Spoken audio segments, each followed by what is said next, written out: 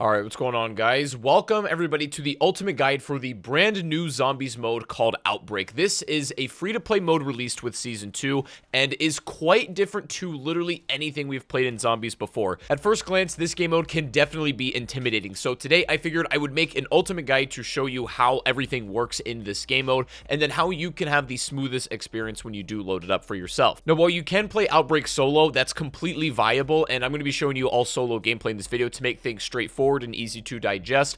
I am going to strongly recommend that you play this with your friends or with other people because it's significantly more fun. Outbreak is just incredibly fun on its own, but playing it with friends just enhances the experience. So feel free to leave your gamer tag or anything like that in the comment section down below if you want other people to play Outbreak with. But if you are a solo player and that's primarily what you like to do, then no worries because we've got you covered here as well. So the general structure of Outbreak is very much like kind of a high-risk, high-reward looter shooter in a way, mixed with elements of survival. So it's going to be a pretty packed video today, and I think you guys are going to enjoy. So if you do, make sure to give the video a thumbs up if this helps out at all. Remember to subscribe if you're new to the channel as well. We are on the way to 500,000 subscribers. So your job in Outbreak is to do as many tasks as possible, and each successfully completed task will give you a reward. And if you keep completing them, you will be awarded things like the flawless ethereum crystals, which will give you permanent upgrades tier 4 and tier 5 on things like your weapons and even your perks and your specialist abilities. So certainly worth going after, but you also need to successfully exfil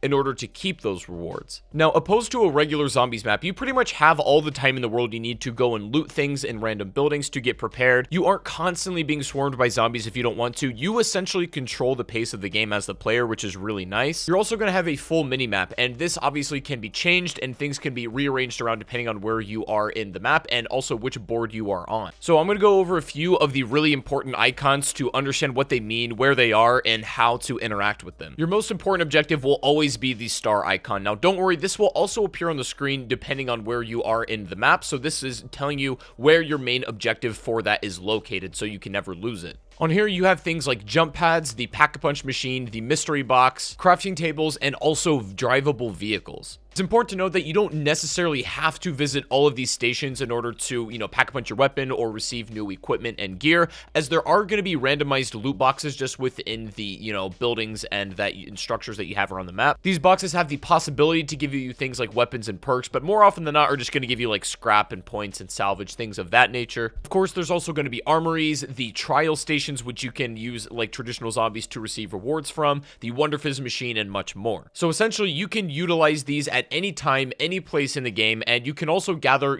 smaller amounts of resources to interact with these further as you're heading to your main objective, depending on what map you're in, and you can use all the structures at your disposal to get as many resources as possible. So you basically control the pace of the game, and you get to go and attack things when you're ready. It doesn't force anything on you before you're prepared. There's a few main ways to get around the map. You can run, of course, you can drive vehicles, which, yes, can run over zombies. However, you do need to be careful as running over zombies will deplete the health of the vehicle, so that's just something to watch out for. You can also use jump pads, and this is actually my preferred method of travel because not only is it unbelievably efficient because they're incredibly fast, but you can also make your points back depending on your flight and drift path as you're going through it. Typically, jump pads in zombies have had one location where you launch off from and one end point that you cannot change. However, these jump pads just fling you into the air, and your direction and your path is completely up to your discretion. You can go wherever you like. So now that you understand the basics of how to get around the map, jump pads, vehicles, or on foot, let's say you spawn into Outbreak and you are about to tackle your first objective. What might this look like? So potentially the first objective you get is this big crystal that is a holdout objective, and so you're going to interact with this and it will send you into one of the buildings within this map, but it is completely locked down and you are now also in the dark ether. Now, while in this house, you can of course kind of farm these ethereum crystals, but your objective is to survive about 4 minutes in here.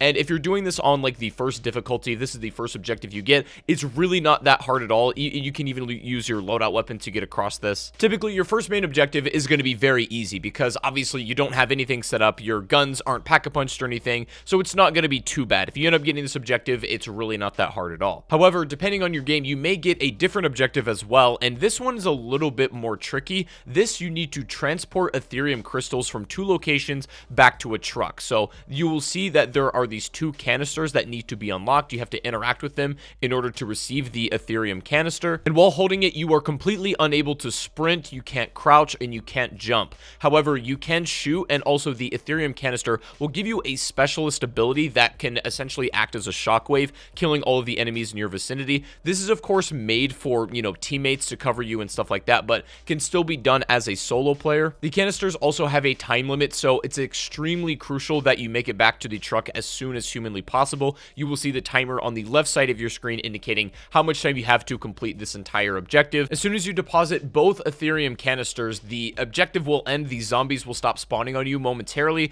and the rocket will launch. And this is the completion of your main objective in this map. Now, as soon as you've done that, you don't necessarily need to move on immediately to the next objective. You can stick around for a little bit to watch what happens. You can continue to loot, hit the mystery box to get perks, whatever it is. And that's actually something I recommend doing before moving on to the next objective, as the jumps in difficulty every time you load up a new challenge actually get significantly harder. It's absolutely not like increasing rounds 1 to 2 and the differences between those. It's more akin to like round 10 versus round 20. So assuming you've done your main objective, stick around for a little bit and get some extra loot. But when you are ready to move on, you can head back over to the anomaly, which will likely be located on the opposite side of the map to where your objective is, but you will activate the beacon, and now you have two options in front of you. You can continue to play, and all of the things like your armory, pack-a-punch machine, Wonder Fizz are all going to be here to essentially set up for your next objective. However, you can also choose at this time to exfil if you like to. And here's where the risk reward of the game comes in, because you can choose to keep all of the, you know, rewards that you've acquired so far,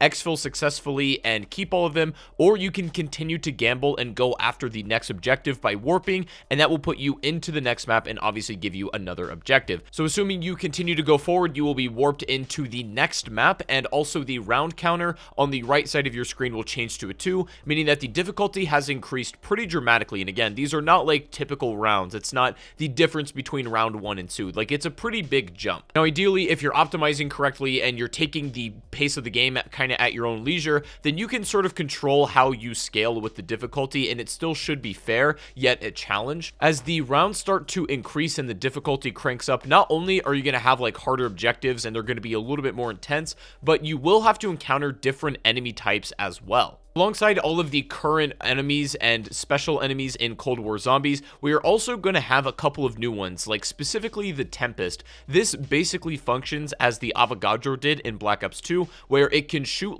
electricity bolts at you from a distance, and thankfully you don't need to knife these ones to kill them. That would be an absolute pain. You can shoot these, you know, as much as you like. They have a fair amount of health, and they are sometimes pretty hard to track down as they can teleport. Ring of Fire, I found, is unbelievably effective at taking out the Tempest, because they can stack up and really become a nuisance. Remember as well, you don't necessarily have to interact with these groups of enemies and also special enemies. Obviously, you're going to get more rewards, more points, and that's going to make your life a little bit easier in terms of player progression as you go through them. But if you really want to, you can just head straight to your main objective. Now, in this one, you are escorting a payload, and this is pretty interesting because it's not exactly a typical payload escort, you know, Easter egg step or even function for that matter. Sometimes you can get to the end of your like ether objective and the portal will reject it, throwing the rover somewhere else, and you need to keep escorting it until you find one that where it actually does accept the rover. Now, zombies will attack the rover if left alone for too long, but primarily they're going to be focused on you. So some of the best tips I can give for this particular mission are things like decoy grenades are great. Weapons that you don't have to reload a ton are also extremely useful, like LMGs, and shotguns with high-powered DPS are obviously great. You're typically going to run into one big boss zombie at the end when the ether portal is confirmed to be the working one. So this is essentially like the final lane you need to go. You're not necessarily given a time limit on to escort this as quick as possible, but obviously you don't want to let it lose health and die,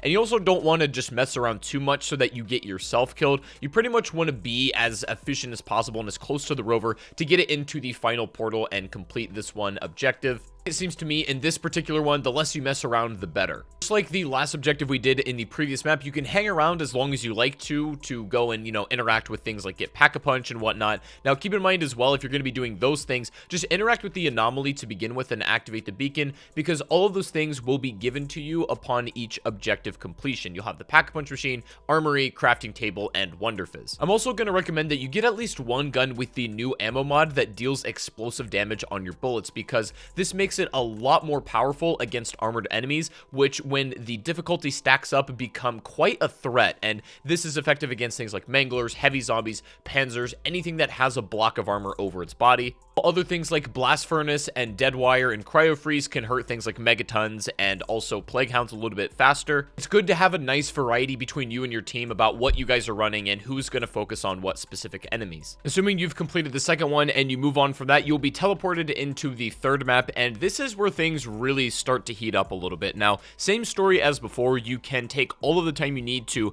get like little pieces of loot by finding boxes or shooting ethereum crystals, visiting all of the shops to interact with, whatever it is. Just make sure that you're prepared for, you know, objective number 3. But I've noticed that this is like definitely where it starts to begin. At this point in the game, it's ideal that you have at least a couple of perks. You'll also have at least one upgraded gun as well. I'm also going to strongly recommend that you put a lot of your salvage into getting higher tier armor, because generally a lot of the armor stations are pretty far away from where you're going to be for the majority of the game when doing the main objective, and it's not easy to replenish it if you do happen to lose it doing, you know, whatever task it is you are doing. So at that point, you have to rely a little bit on random zombie drops for armor shards, or even just like vests that may sometimes come out. It's absolutely crucial for staying alive as well, and I cannot strongly recommend armor more. Now, an objective you might have here is a defend the specimen object. So this is basically the same mechanic as Sergei's head from Firebase C, and you bring this specimen head over to this containment unit, and as soon as you drop it in for inspection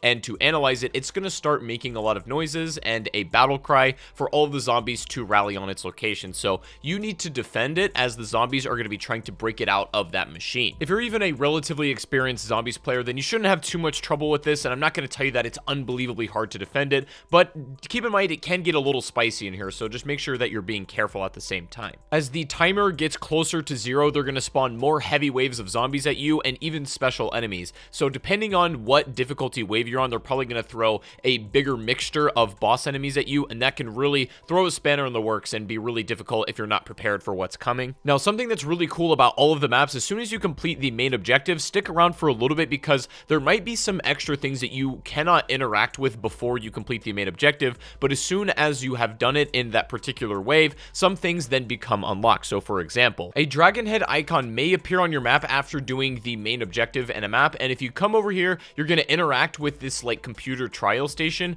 and it will basically spawn a ring in an area of effect where a lot of zombies will pile on you at once, but the more you kill within that ring and feed that dragon, ideally the better reward you're going to get. Now, I am going to say this is actually kind of difficult, especially the first time around if you don't know exactly how it works. They throw a lot of special enemies at you, as well as dogs and even tempests. While it might seem on the surface that you're just getting a free reward by doing this, it is a huge risk to go about it as well, and I definitely almost died a few times going about it. But I'm just going to make the assumption that the better your performance, so the more zombies you kill within that ring, the better odds you're going to get about opening that big crate, and probably you'll be able to acquire better weapons. You may even be able to get like wonder weapons out of this ray gun, ray K, whatever it is. Outbreak, it's actually advantageous to have your teammates running different specialist abilities. In solo, I chose to run Ring of Fire, but I am going to show you what the new one called Frenzied Guard looks like. So this is the new specialist or field upgrade ability, and to be honest, in a solo game, I'm still going to probably go with the assumption that not a lot of you guys are going to use this. However, in a co-op game, this actually might be useful. So you pop Frenzied Guard, and all of the damage that you will take that's physical, so this doesn't include fire from dogs that's just like on the ground,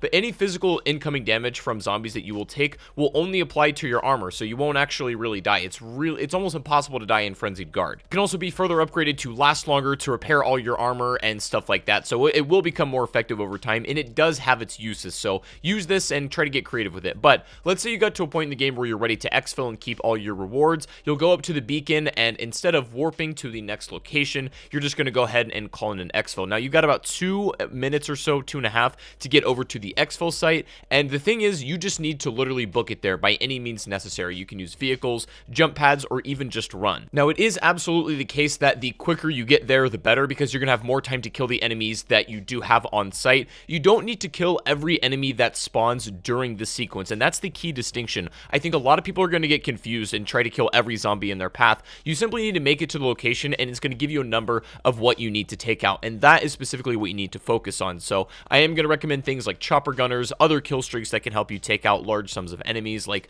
the death machine or the war machine. If you don't have any of those things at your disposal, of course, just use use your regular weapons, hopefully pack-a-punched, as well as all of your specialist abilities. But other than that, it's like a typical exfil routine. You're just going to go through the procedure, kill all the zombies, the helicopter will land, and you can escape with all of your rewards. When you start getting the new flawless ethereum crystals to upgrade to tier 4 and tier 5, you then can further take your weapons and perks into, better and bigger categories and just make them more effective overall, not only in Outbreak, but even in the round-based mode of zombies too. Outbreak can be very intimidating at first, and I'm sure there's going to be a lot of Easter eggs and side quests that we can go on as well. All Easter egg stuff will be saved for a separate video, as I pretty much always do. This video is to give you guys a basic introduction onto what Outbreak is and how to play it, and have the smoothest and best experience that you have as soon as you load it up for the first time. So if you guys did enjoy the video, or if it helped out at all, please make sure to give it a thumbs up, subscribe if you're brand new to the channel, and make sure to follow me on Twitch, where I'm going to be streaming Outbreak and other zombies every single day. Link to that is in the description. I want to thank you guys so much for watching once again. Go enjoy Outbreak. It is completely free to play right now for everybody, so go get your hands on it and let me know what you think. But hope you guys have a good rest of your day, and I'll see you guys in the next stream or the next video. Take it easy. I gotta go, and peace out.